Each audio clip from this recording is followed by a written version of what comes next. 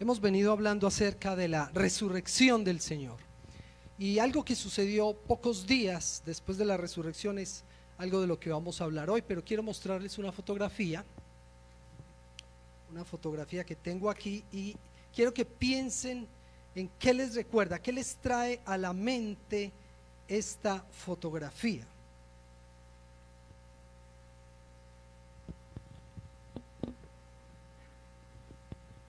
A ver, ¿qué les trae a la mente?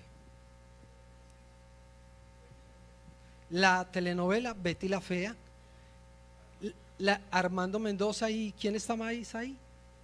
El papá. Bueno, ¿recuerdan algo en el primer capítulo? Una charla que tuvo el padre con su hijo. Él, después de hacer una buena obra con su empresa, de llevarla muy bien, le hace entrega oficial a su hijo de la empresa y le da unos consejos. ¿Recuerdan qué le dijo? Los que la vieron: que actuara fielmente, honestamente, que él lo había hecho todo con rectitud, que nunca se fuera a torcer en su camino. Le dio el consejo de un padre a un hijo, le entregó un legado y una obra. ¿Y qué pasó con este muchacho? Joven, ambicioso, inmaduro, egocéntrico, iracundo, casi dilapida, o prácticamente dilapidó, la obra de su padre. ¿Para qué vino Jesús al mundo? ¿Para qué vino Jesús al mundo? Jesús vino al mundo para dos cosas básicamente. Uno, para redimir a los pecadores, para cumplir con su obra en la cruz, pero número dos, para iniciar una obra evangelística redentora. Jesús predicó el arrepentimiento de pecados, Jesús entrenó a sus discípulos para seguir con la obra, pero Jesús envió a sus discípulos para seguir con la obra. Entonces, además de morir en la cruz, Jesús inauguró un ministerio de reconciliación, un ministerio que es hacer un llamado a la humanidad pecadora para que se acerque al Señor. Y Jesús lo predicó, pero también entrenó a sus discípulos para que lo hicieran después. Jesús no se podía quedar aquí en la tierra todo el tiempo, él debía irse, y cuando se fue, encomendó ese legado a sus hijos, a sus discípulos. Acompáñenme al conocido texto, Mateo 28, capítulo 16. Mateo 28, 16.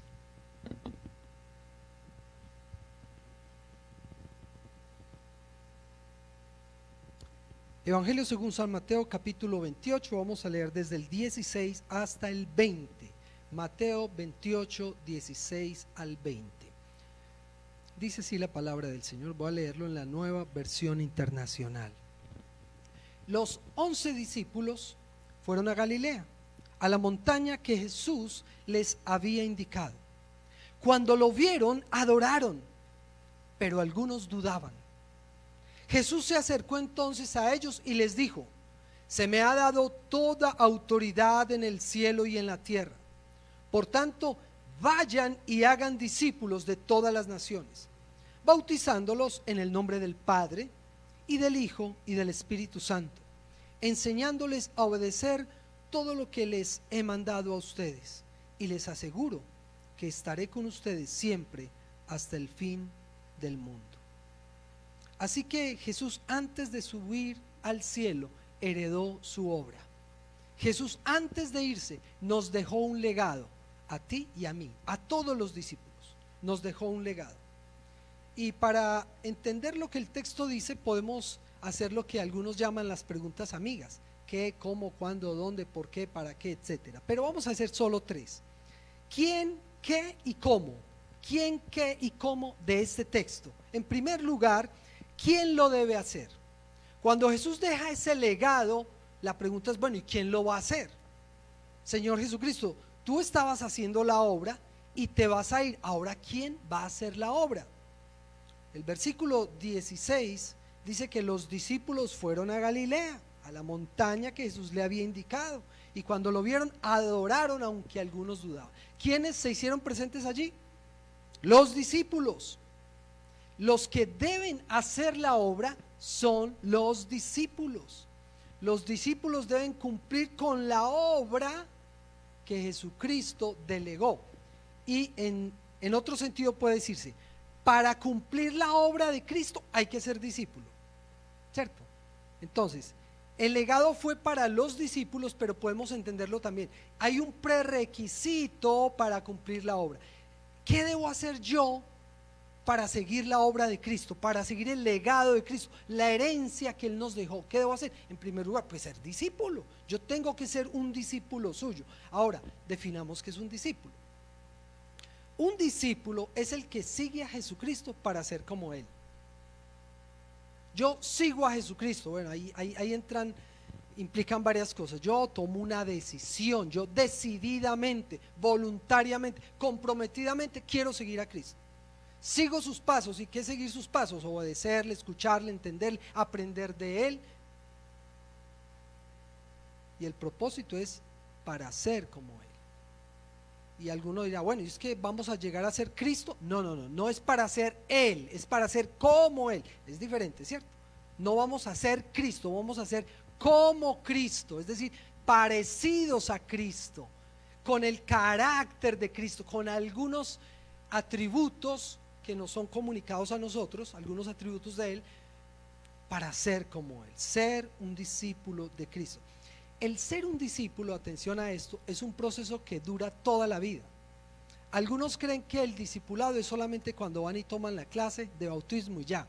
Chicas que tomaron el curso, el discipulado no ha terminado. El discipulado sigue. Es más, no termina. Hasta que nos muramos, somos discípulos de Jesucristo, ¿o no? Claro. O yo ya puedo llegar a un punto en que digo, no, pues ya estudié suficiente, ya no soy discípulo, ya no soy un aprendiz, porque además discípulo significa aprendiz. Ya no soy aprendiz porque ya lo sé todo. ¿Perdón? No. Toda la vida somos discípulos, toda la vida debemos aprender, toda la vida debemos insistir en seguir a Jesús, toda la vida debemos esforzarnos para ser como Cristo. No es un proceso de 2, 3 años. Bueno, los discípulos digamos que duraron un proceso de a lo máximo 3 años de capacitación. ¿Terminaron de ser discípulos? No, porque ellos tenían que seguir escuchando al Señor, leyendo su palabra, insistiendo, siguiendo a Cristo, así no fuera físicamente aquí en la tierra. Yo algún día comencé a seguir al Señor Jesucristo, empecé a ser discipulado, pero todavía sigo siendo discipulado. Yo todavía tengo mentores, tengo personas que me guían, personas que me enseñan, personas que me exhortan y me dicen, Ricardo, por ahí no es. Personas que me alientan, personas que me enseñan. Tengo mentores, porque yo sigo siendo discípulo. El discipulado no se acaba. Así que tú siempre debes estar pensando, ¿quién me está discipulando a mí? Yo debo tener a alguien, debo tener unos referentes aquí en la tierra a los cuales consultar, los que me enseñan y a los cuales les rindo cuentas. ¿Saben qué me dijo mi mentor en estos días? Ricardo, ¿con qué pecado estás luchando? Claro, eso es mentorear. Y yo hice un análisis de mi vida y le dije, mira, estoy luchando con estos pecados. Y él me aconsejó, oramos juntos y él va a seguirme preguntando, ¿cómo vas con eso, Ricardo? Tengo quien me asesore a nivel ministerial, tengo quien me exhorte a nivel personal, tengo quien me anime cuando las cosas no van bien. ¿Por qué? Porque soy discípulo. Si tú eres discípulo, además de seguir a Cristo, tú debes tener mentor o mentores aquí, que te ayuden, que te alienten, que te aconsejen y que de vez en cuando endereza el camino, endereza el camino. Las características de un discípulo entonces son, entre otras, bueno, el texto nos dice que un discípulo es obediente. Jesús les había dicho, vayan y en tal parte nos vamos a reunir, y ellos obedientes fueron, ¿cierto? Y allá en ese lugar donde Jesús les ha dicho, allá llegaron. Es decir, un discípulo es obediente. Ellos fueron donde Jesús les había dicho. Y como Jesús les dijo, es que toda autoridad me es dada en el cielo y en la tierra, pues ahí no hay opción, obedeces u obedeces, ¿cierto? Él es mi Señor, yo soy su siervo, yo obedezco. Si soy un discípulo, tengo que obedecer. Pero el texto también me dice que un discípulo adora. La adoración es un reconocimiento de la majestad. Yo reconozco que Jesús es mi Dios, es mi Señor, es mi Salvador, y rindo mi vida a Él en adoración. Cuando yo lo reconozco a Él, también reconozco mi lugar. Él es el digno de la gloria, no yo. Él es el grande, no yo. Cuando yo adoro, yo estoy renunciando a ser el centro de, no soy yo, eres tú, Señor. Entonces un discípulo no pone su mirada en sí mismo, mira a Cristo, lo adora a Él, busca que el honor sea para Él. Pero el texto también dice que un discípulo puede tener crisis. Ahí estaban los 11, imagínense, 3 años recorriendo con Jesús, ya había resucitado, ya les había dado pruebas tangibles, y dice ahí, y algunos dudaban. El discípulo puede atravesar tiempos de crisis, y eso hace que ya no seamos discípulos. No, pues ninguno lo seríamos. ¿Quién de aquí no ha dudado? ¿Quién de aquí no ha atravesado crisis? ¿Quién de aquí no ha querido tirar la toalla? Todos. Pero eso no nos hace o no nos descarta como discípulos. El Señor podría haber dicho ahí a los que dudaron: descartados, fuera, a ustedes ya no les doy la gran comisión, ustedes ya no son parte del reino. No, el Señor, con paciencia y misericordia, como lo mostró durante todos los años que estuvo en la tierra, les dio una nueva oportunidad. A mí me ha dado oportunidades. Yo he dudado de muchas cosas, yo he flaqueado en muchas cosas, y el Señor me tiende la mano y me da oportunidad. Los discípulos atravesamos crisis, pero nos levantamos con convicción, con fortaleza y con la victoria en Cristo Jesús. En términos generales, un discípulo se parece a Cristo. Tiene rasgos del carácter de Cristo. Jesús dijo: aprendan de mí que soy manso y humilde. Como para empezar, pues, ¿cierto? Como para empezar, mansos y humildes. ¿Cuántos mansos y humildes hay aquí? Mejor no digo que levanten la mano, que ni yo podría levantarla, ¿cierto? Pero estamos en el proceso. Estamos en el proceso de aprender a ser mansos y humildes de corazón, como el Señor, que se entregó, que lo dio todo, que aun cuando podía defenderse y tener el derecho a defenderse, no se defendió, sino que cerró su boca y murió en la cruz. ¿Quién debe hacer la obra? Los discípulos. ¿Quiénes de aquí se consideran discípulos de Cristo? A ver, ahí sí, levantando la mano. Yo espero que todos, espero que nadie tenga dudas. Si alguien tiene dudas, le invito a que acepte a Jesucristo como Señor y Salvador, que se arrepienta de sus pecados y que se comprometa de manera seria con Él. Pero todos debemos ser discípulos del Señor. Por lo tanto, para todos nosotros es el legado. Número 2. Bueno, Jesús, antes de subir al cielo, heredó su obra.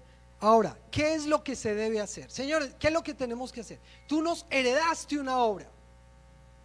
Armando le preguntó al papá: papá, ¿qué tengo que hacer con esta empresa? Y empieza el hombre a decir: mira esto, ¿qué es lo que tengo que hacer, Señor? Y el texto dice simplemente: vayan y hagan discípulos de todas las naciones. Vayan y hagan discípulos. Tenemos que entender qué es discipular, ¿cierto? Si yo tengo que hacer discípulos, pues primero entiendo qué es hacer discípulos. Discipular es guiar a otros para que sean como Cristo. Si ser discípulo es caminar en pos de Él para parecerme a Cristo, pues discipular es guiar a otros para que se parezcan también a Cristo, ¿cierto? Y en ese guiar hay muchas implicaciones. ¿Será a punta de rejo? ¿Como arriando bestias? No, con amor, ¿cierto? Si alguna labor requiere amor, paciencia y tolerancia, es guiar a otros. Los que han criado hijos, ¿cuánto amor y paciencia se necesita para levantar a los hijos? ¿Cierto que sí? Los que han sido maestros en cualquier contexto, en la escuela, en el colegio, en la iglesia, los que enseñan a otros, ¿cuánta amor, paciencia y tolerancia se requiere para guiar a otros? Así que para discipular se requiere guiar, y guiar implica amor, paciencia, tolerancia, porque a veces los discípulos retroceden, a veces la embarran también como nosotros, como cuando un niño, ¿cierto? Que hay que cambiarle pañales y huele maluco, pero hay que cambiárselos. Y se los cambian y se vuelve a hacer. ¿Y qué hay que hacer? Volverle a cambiar el pañal, hasta que ya no se hace en el pañal, sino que ya va solito al baño. Y así es con los discípulos. Guiar implica un proceso de formación en el cual yo voy de la mano con esa persona, enseñándole qué debe hacer. Un discipulado, guiar a otros para que sean como yo. No, yo no soy el modelo. No me miren a mí, discípulos, miren a Cristo, porque yo la embarro. Claro, yo cuido mi testimonio para no ser tropiezo con ustedes, mis discípulos, pero ustedes deben mirar es a Cristo, porque si un día yo fallo, ustedes no se pueden apartar. ¿Saben que eso sucede? Cuando el discipulador es el modelo, falla el discipulador y se dispersan los discípulos, las ovejas, porque tenían su mirada puesta en el discipulador, no en Cristo. Pero si yo acostumbro al discípulo a que dependa del Señor, que mire al Señor, que siga al Señor, si yo un día fallo, ese discípulo sigue. Yo me quedo, sí, pero el discípulo sigue, porque estás mirando al Señor, no me está mirando a mí. ¿Qué diferencia hay entre hacer discípulos y los dones espirituales? ¿Saben cuál diferencia hay? Los dones espirituales se ejercen en la iglesia mostrando la diversidad del cuerpo. Es decir, si yo no tengo el don, yo no estoy obligado a cumplir esa función, ¿cierto? Pues los que tienen ciertos dones tienen ciertas capacidades y Dios les va a pedir cuentas de acuerdo a sus dones, aunque ya se le toca a uno multiplicarse, pero bueno, el que tiene el don tiene esa responsabilidad. Con la gran comisión, no, la gran comisión no es un don, la gran comisión es un mandato. Si yo tengo el don de profecía o de lenguas o de interpretación, yo lo ejerzo porque el Señor me lo dio. Si no lo tengo, no lo ejerzo. La gran comisión no. La gran comisión no es para los que tienen el don del evangelismo. La gran comisión no son para los que solo han recibido capacitación en evangelismo y discipulado. La gran comisión es para todos. Así que ese qué es para todos. No hay disculpa. No, es que yo no, tú debes hacerlo. No hay opción, es un mandato. Como el discípulo obedece, entonces pues no hay opción. Si el Señor dijo, háganlo, háganlo. Y ese mandamiento, siempre lo hemos dicho, es un imperativo. Vayan y hagan. No, hermano, si te nace, órale al Señor a ver qué respuesta te da, si debes evangelizar o no. Pues, es como decir, órale al Señor a ver si debes decir mentiras o debes decir verdad. Órale al Señor a ver si debes honrar a tus padres o no. Órale al Señor, no. Ya está la respuesta del Señor en la Biblia. Debes hacerlo. No hay punto de duda. Debes hacerlo. Es un imperativo.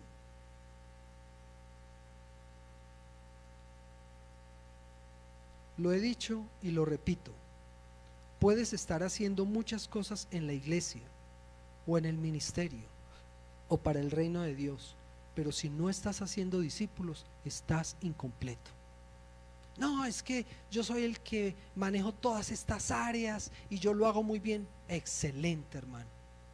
¿Y la gran comisión? Porque si por hacer todas esas cosas que son muy chéveres, muy bonitas, estás abandonando la gran comisión, me parece que vas por un camino de duda. No importa lo otro que estés haciendo. Todos los ministerios, todas las actividades en la iglesia deben estar supeditadas a la gran comisión. Todas. Solo hay un mandamiento supremo por encima de la gran comisión y es la gloria de Dios. Solo esa. Por encima de la gran comisión no está sino la gloria de Dios. Todo debe ser para la gloria de Dios. Y después de eso, la gran comisión. No hay más prioridades. La gran comisión. Si yo hago algo, debe ser en función de la gran comisión. Y si me olvido de la gran comisión, estoy fallando en el qué, lo que debo hacer. La razón y propósito de la iglesia debe fundamentarse en el gran mandamiento y la gran comisión. Ahí está todo. ¿Para dónde vamos, hermanos, como iglesia? Gran mandamiento y gran comisión. ¿Cuál es el gran mandamiento? Amar a Dios sobre todas las cosas y amar al prójimo como a sí mismo. Y la gran comisión, que es lo que estamos estudiando ahora. ¿Para dónde va la iglesia? Para allá. ¿Hacia dónde debemos dirigirnos? Hacia allá. El día que perdamos de rumbo ese foco perdemos el rumbo. Si discipular es guiar a otros para que sean como Cristo, pregunta, cada uno pregúntese en su corazón: ¿cuántas personas hoy están caminando con Cristo gracias a que yo las guíe? Es una buena pregunta. Vamos a mirar de aquí para atrás, evaluémonos de aquí para atrás. ¿Cuántas personas hoy están caminando en el reino de Dios gracias a mi labor de la gran comisión? Y si no te acuerdas de ninguna, o tu respuesta es ninguna, estamos rajados. Entonces vamos a mirar de aquí para adelante. Te vas a comprometer a tener personas que vas a estar guiando para que se acerquen a Cristo y para que se parezcan a Cristo, porque si no vamos a fallar en el qué, y como discípulos vamos a estar desobedeciendo. Jesucristo, antes de irse al cielo, después de resucitar, nos dejó un legado, una herencia. Ahora viene el cómo. Ya dijimos el qué, ya dijimos el quién, pero ahora el cómo. Señor, ¿cómo lo hago? Yo sé que debo discipular, pero ¿cómo lo hago? O sea, ¿eso cómo se hace? Explícame, Señor, porque yo tengo deseos de dar testimonio. ¿Cómo se hace eso? El texto a partir del versículo 19 dice: bautizándolos en el nombre del Padre, del Hijo y del Espíritu Santo. Y versículo 20: enseñándoles a obedecer todo lo que les he mandado. Entonces, el bautismo, ya dijimos, lo acabamos de celebrar. El bautismo es un acto simbólico en el que una persona con muchos testigos oficializa su compromiso con Cristo. Sí, yo recibí a Cristo, pero debes bautizarte, y en ese bautizo tú estás haciendo una declaración pública con unos testigos. ¿Saben lo que implica cuando hay testigos de un pacto, de un compromiso? Que esos testigos están así ya.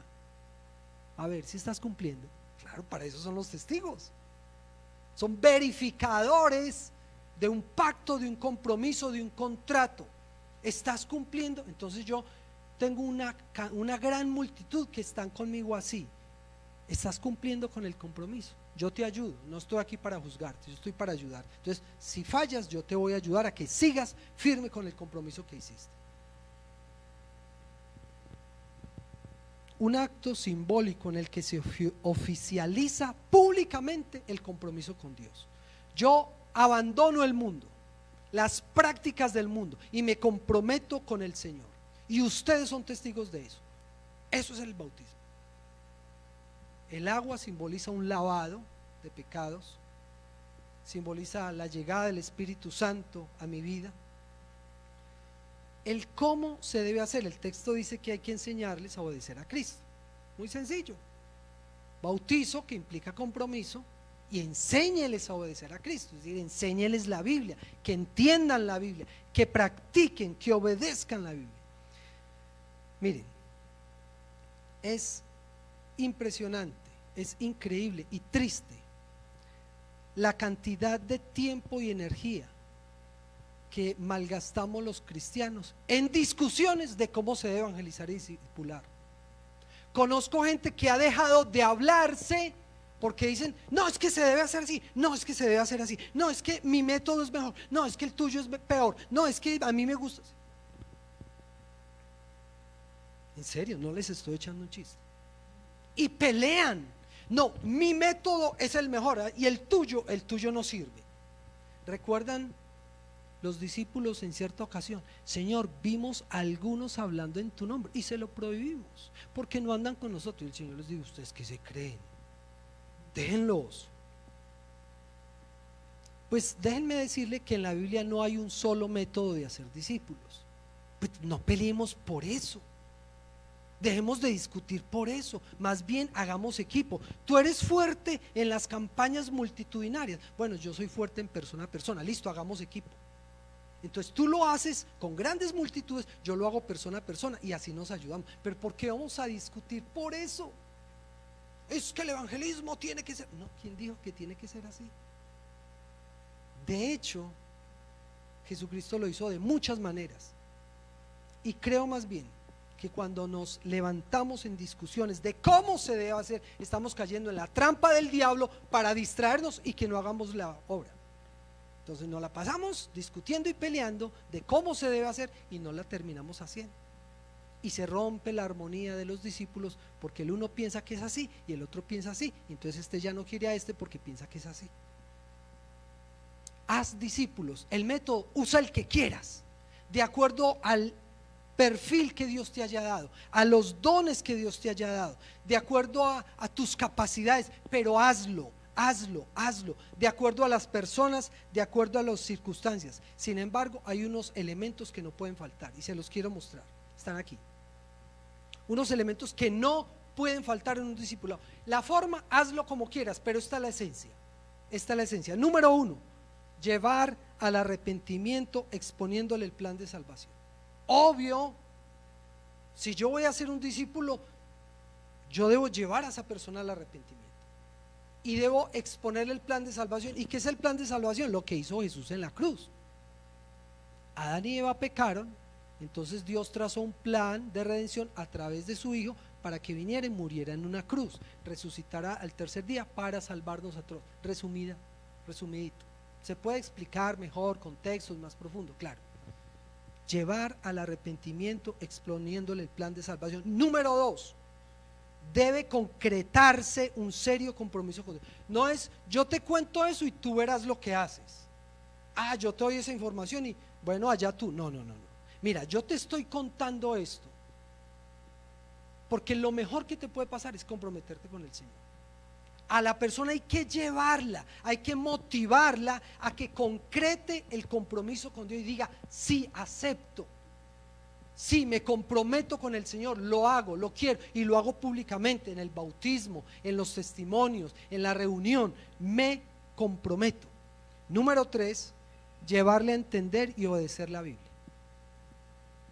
A la persona hay que acercarla a la palabra de Dios y ojalá enseñarle cómo interpretarla, porque la Biblia no es fácil de interpretar para el que está empezando. Si a nosotros nos cuesta dificultad en algunas ocasiones, imagínense para ello. Entonces hay que llevarlos a la palabra para que entiendan, pero para que la obedezcan.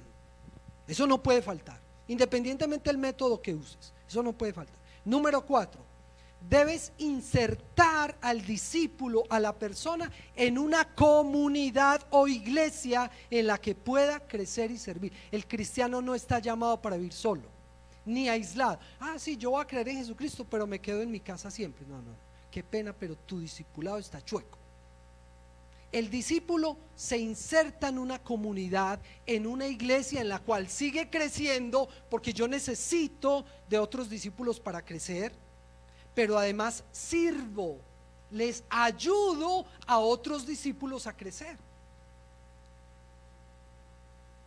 Y número 5, capacitarle y motivarle para ser discípulos. Si un discípulo cumple con los 4 primeros pasos, pero nunca hace discípulos, está incompleto. Yo soy discípulo y soy formado para acercarme a Cristo y parecerme a Él. ¿Y qué quiere Cristo que haga? ¿Y qué fue lo que hizo Cristo? Evangelizar, ¿cierto? Ministerio de la reconciliación. Reconcíliense con Dios. Yo como discípulo tengo que llegar a ese punto de hacer otros discípulos. ¿Para qué vino Jesús al mundo? ¿Para qué vino? Ya se los dije al comienzo. Para redimir a los pecadores, pero para iniciar una obra evangelística, redentora, una obra reconciliadora. Y cuando Jesús se fue a ir, nos dijo a nosotros, a través de los otros discípulos y a través de su palabra, un mensaje que se transmite hasta hoy: vayan y hagan discípulos. Antes de irse el Señor nos dijo: ustedes, muchachos, discípulos, ustedes que son obedientes, que son fieles, que se esfuerzan, hagan discípulos, no se queden sentados, no pierdan el tiempo, no se distraigan, hagan discípulos. la escena en la que don Roberto Mendoza le dice a su hijo Armando Mendoza que cuide esa empresa que él le entregó toda su vida, y le dice que lo haga de manera recta, fiel, humilde. A mí me quedó sonando en la cabeza. Yo, tremendo legado el que ese hombre le dejó a su hijo. Y me impactó más en el desarrollo de la historia ver cómo la arrogancia, la inmadurez, la irascibilidad de ese hombre lo llevó a tirar por la borda lo que su padre había hecho. ¿Ustedes creen que la obra redentora le costó a Jesús o no? ¿Sí o no? Pues a nosotros nos sale gratis, pero a él le costó. ¡Ay, muchísimo! Jesucristo dejó su trono en el cielo para venir aquí. Se humilló, lo humillaron, lo maltrataron, murió de la forma más despiadada. ¿Y saben por qué? Para salvarnos. Y nos entrega la obra. Y nosotros nos vamos a quedar así. Algo que le costó tanto al Señor. Cerremos nuestros ojos por un momento, hermanos.